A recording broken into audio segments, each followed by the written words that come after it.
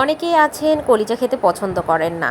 আমরা জীবনে অনেকেই আছি অনেকভাবে কলিজা খেয়েছি। অনেকে মনে করেন কলিজা রান্না করলে একটা গন্ধ থেকে যায়, আস্তে আস্তে গন্ধ লাগে বা খেতে খুব একটা মজা লাগে না। এই জন্য অনেকেই কলিজা পছন্দ করেন না।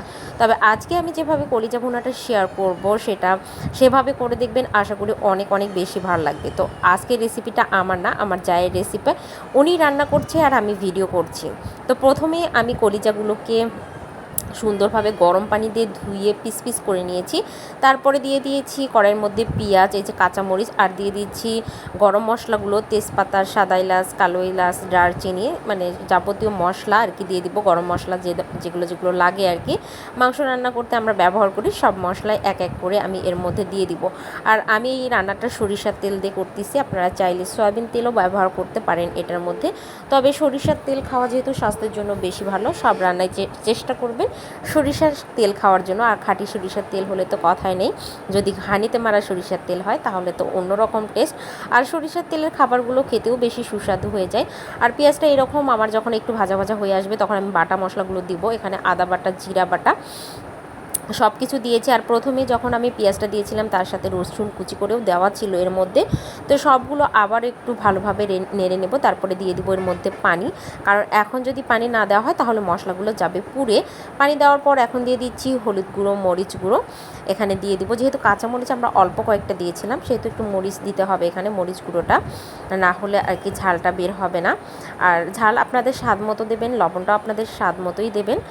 লবণ ঝালটা নিজেদের স্বাদ মতো দেওয়াই ভালো, অন্য কেউ মাপ করে দিলে এটা ভালো আসে না। এখানে কালো এলাচ, সাদা এলাচ দিয়ে দেওয়া হলো, দিয়ে এখন মশলাটাকে ভালোভাবে কষিয়ে নেওয়া হচ্ছে।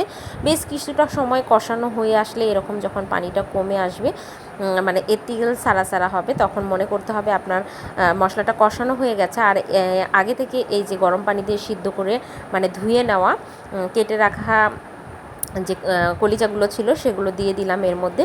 তো দেখেই বুঝতে পারছেন কতটা পরিষ্কার এবং ঝকঝকে হয়েছে। আর কলিজা গরম পানিতে ধুলেই আসলে ভিতরের যে রক্তগুলো থাকে সেগুলোও বের হয়ে যায়, আর সেই জন্যই ভিতরে যে গন্ধগুলো থাকে সেটা থাকে না আর কি। আর কলিজা অনেক দিন ফ্রিজে রাখলে সেটা খেতে একটু মানে অন্যরকমই লাগে। তো পারলে আপনারা টাটকা টাটকে কলিজা খাওয়ার চেষ্টা করবেন, সেক্ষেত্রে খেতেও স্বাদটা বেশি হয় আর কি। তো এখন আবার মাংসগুলো দিয়ে কষিয়ে নিচ্ছে, আর যেহেতু আমি নাড়ছিলাম সেহেতু কড়াইটাই সহ নড়াচড়া করছিলো। তো কষিয়ে নিয়ে এই যে যখন তেল ছাড়া ছাড়া মাখা মাখা একটা ভাব চলে আসবে তখনই নামাই নিতে হবে। আর এখন আমি তুলে নিচ্ছি সবগুলো পাতিল থেকে। তো আজকের রেসিপিটা কেমন লেগেছে আপনাদের সাথে কাছে অবশ্যই শেয়ার করতে ভুলবেন না। আর আগেই বলেছি রেসিপিটা আমার না, আমার জায়ের রেসিপি। উনি রান্না করছিল আর আমি এটা ভিডিও করে নিচ্ছিলাম। তো শেষে আমি সবগুলো তুলে নিচ্ছিলাম প্লাস ভিডিও করছিলাম। তো সবাই ভালো থাকবেন, সুস্থ থাকবেন, আল্লাহ হাফেজ, টাটা।